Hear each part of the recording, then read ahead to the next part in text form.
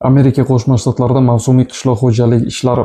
Xo'p, xabaringiz bo'lsa kerak, 2 haftadan buyon internet hamda ijtimoiy tarmoqlarda ana endi 2026-yildan boshlab O'zbekiston fuqarolari qishloq xo'jaligi ishlari bo'yicha mavsumiy ishchi vizasini qo'lga kiritib, Amerika Qo'shma Shtatlariga borib ishlash imkoniyatiga ega bo'ladilar degan yangilik va xabarlarga ko'zingiz tushgan yoki qulog'ingiz chalingan bo'lishi mumkin.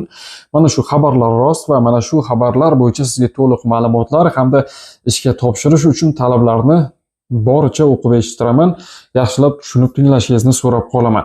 Xo'p, nima uchun Amerika Qo'shma Shtatlari aynan mavsumiy qishloq xo'jaligi ishlari bo'yicha O'zbekiston mamlakatini tanlashdi? Chunki yaqin 1 yil ichida Amerika Qo'shma Shtatlari hamda O'zbekiston siyosatchilari siyosat bo'yicha yaqinlik hamda hukumatlar o'rtasida oldi-berdi shartnomalar ko'proq bo'lganligi sababli va qolaversa mana shu yaqinlashuv ham shu qishloq xo'jaligi ishlarida mana shu shartnomani imzolashga yetarli darajada sabab bo'ldi deb o'ylayman. Siyosatdan xabari borlar, yangilikni kuzatib turganlar buni yaqqol bilishadi. Hamda yana bitta sabablardan biri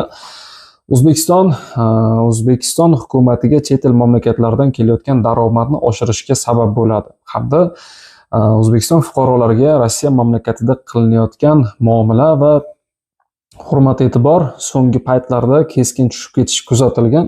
Shuning uchun ham O'zbekiston hukumati fuqarolarni keskin Amerika hamda Yevropa tomonlariga yo'naltirmoqda. 2026-yil kuzgi va yozgi fasllar oralig'idagi oylarda, ya'ni avgust, sentyabr, oktyabr oylarida birmuncha O'zbekiston fuqarolari Amerika Qo'shma Shtatlariga vaqtincha ishlash uchun mavsumiy ishchi vizalarini berilgan holda qishloq xo'jaligi ishlariga safarbar etiladi va mana shu fuqarolarimiz u yerda Amerika Qo'shma Shtatlari ish beruvchilariga ma'qul kelsa, qishloq xo'jaligi ishlarida o'zlarini ko'rsata olishsa ijobiy tomonlama, bu yerdagi yana bormoqchi bo'lgan O'zbekiston fuqarolarimizga kvotalarni oshishiga hamda o'rtada tuzilgan kelishuv 5 yil, 10 yil, 15 yilga xizmat qilishiga sabab bo'ladi. Ya'ni Amerika Qo'shma Shtatlariga borish uchun hujjat topshirish ishlari boshlandi va ro'yxatdan o'ting degan havola tashlab beriladi. Bu albatta Telegram kanalimizda bo'ladi. Telegram kanalga qanday ulanishni video oxirida sizga aytib o'taman.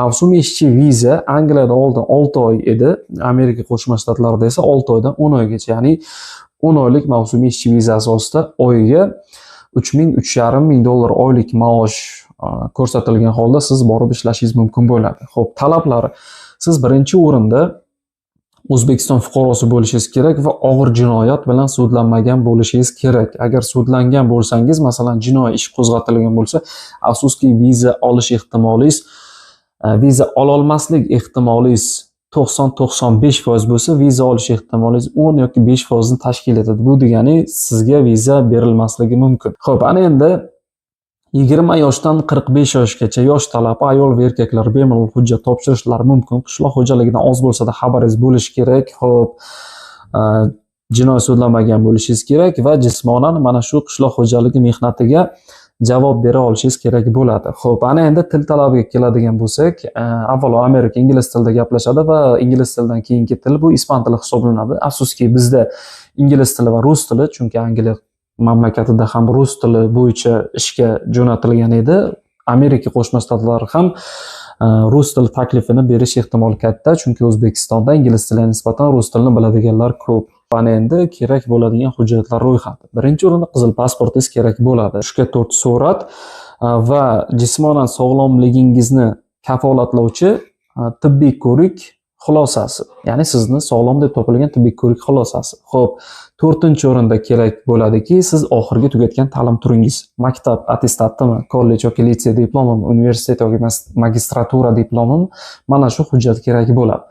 Mana shu hujjatlar bo'lsa, bo'ldi, siz bemalol hujjat topshirishingiz mumkin bo'ladi. Ortiqcha masalan deylik, kasbingiz ekskavatorchilik yoki boshqa qurilish sohasida ishlaysizmi, uni qizig'i yo'q. Xo'p, ana endi xarajatiga keladigan bo'lsak, taxminiy xarajat bu $2,200 va $2,500 oralig'ida bo'lishi mumkin. Bu xarajat ichiga Amerika Qo'shma Shtatlariga borish va qaytish aviachiptasi ham kiradi. Chunki Amerika Qo'shma Shtatlariga borishning o'zi menimcha aviachipta narxida $950,000 atrofida edi. Agarda o'zgarmagan bo'lsa, shu o'zgarish yoki o'zgarmaganligiga qarab $2,000 dan yuqorini tashkil etadi. Endi sizga ro'yxatdan o'tish boshlanishi bilan ro'yxatdan o'tish qoldi xolos. Rossiyada bo'lsangiz ham, Qozog'istonda bo'lsangiz ham bemalol ro'yxatdan o'tsangiz bo'ladi. Asosiysi O'zbekiston fuqarosi bo'lishingiz kerak. Xo'p, endi mana shu sizga qiziq bo'lsa, ro'yxatdan o'tishni xohlasangiz, mana shu video kommentariyasida ism familiyangiz, hozir qaysi davlatdasiz, yoshingiz, ingliz yoki rus tilini bilasizmi yoki yo'q yozib qoldiring. Agarda ingliz tilini ham, rus tilini ham bilmaganlar bo'lsa, bizni Migratsiya O'zbekiston Telegram kanalimizda til kurslari bor, bemalol qatnashishingiz mumkin bo'ladi. Menimcha, ro'yxatdan o'tish ishlari may-iyun oylarida boshlanadi. Xo'p, mana shu ma'lumotlardan iborat edi bugungi videomiz. Ko'rishguncha salomat bo'ling. Telegram kanalimizga albatta obuna bo'ling, chunki ro'yxatdan o'tish ayni Telegram kanalimizda bo'ladi. Ro'yxatdan o'tish havolasi Telegram kanaliga tashlanadi.